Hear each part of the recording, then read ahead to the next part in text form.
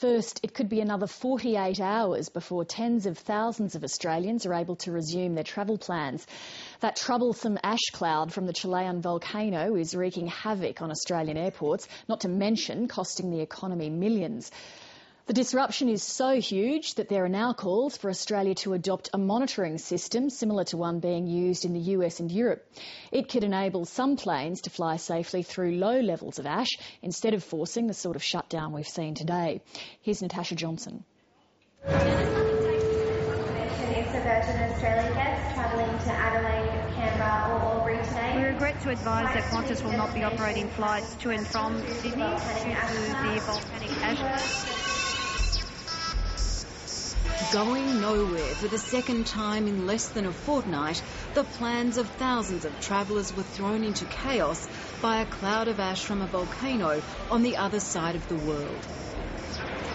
A lot of angry people were coming in here, like swearing, like the kids have seen a bit of swearing today because everyone that's walked in, and of course we've been near this sign, they all come right here and go, ah.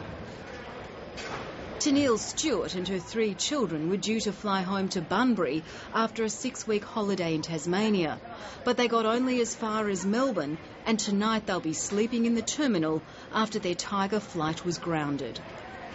Oh, it's pretty annoying that we have to sit in the airport all night, and tomorrow until the flight.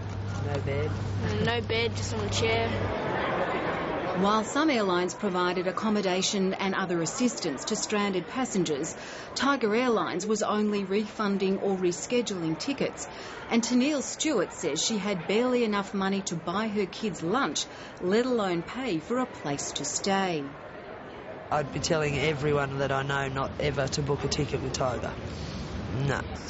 Adelaide Airport was shut down last night. By mid-afternoon today, planes in Sydney, Melbourne and Canberra were also grounded. The ash cloud from the Chilean volcano, which began erupting on the 5th of June, is into its second circuit of the South Pole and is now sweeping over southern Australia again. Most of the ash is at around a height of 10 kilometres, but it's gone up and down in the conveyor belt of air as it's moved around the pole. So that's a real issue for management with the airlines, and unfortunately it's a very difficult one to solve. It's just it's a big ash cloud and it doesn't exist at only one altitude. Last time Virgin kept some of its planes in the air and flew around and below the cloud, but not today. Last week we flew around and we were able to get alternative flight paths, which we were very comfortable and very safe in doing. This week we are in a more difficult position because it's very low and we're just not comfortable to fly at those levels. The potential of volcanic ash to bring down an aircraft was most dramatically highlighted in 1982 when a British Airways 747 almost crashed after suffering severe damage and losing all 4 engines flying through a cloud over Indonesia.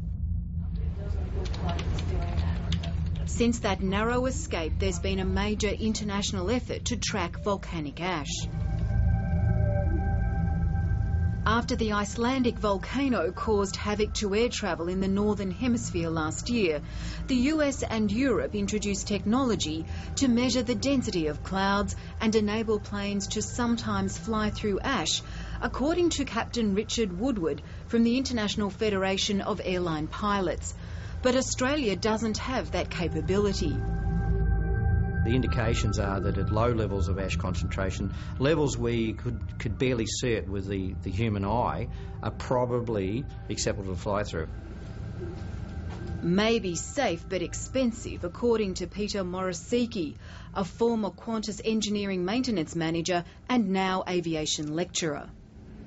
A very light cloud won't bring an airplane down, but it will generate a lot of damage. Captain Richard Woodward, who is also a Qantas A380 pilot, is calling on Australia to set up a density monitoring system incorporating atmospheric research aircraft to prevent airlines having to completely shut down their operations in the future. I would say that the last few days have cost us millions of dollars to the economy, so we could probably set up that sort of infrastructure at reasonable cost. And that would give us the capability to fly. I think at the moment that's, seeing as these events are very rare and very unusual, I'd say that it's not really all that essential at this stage. Stranded passengers might beg to differ, but for now they just have to wait until the cloud clears.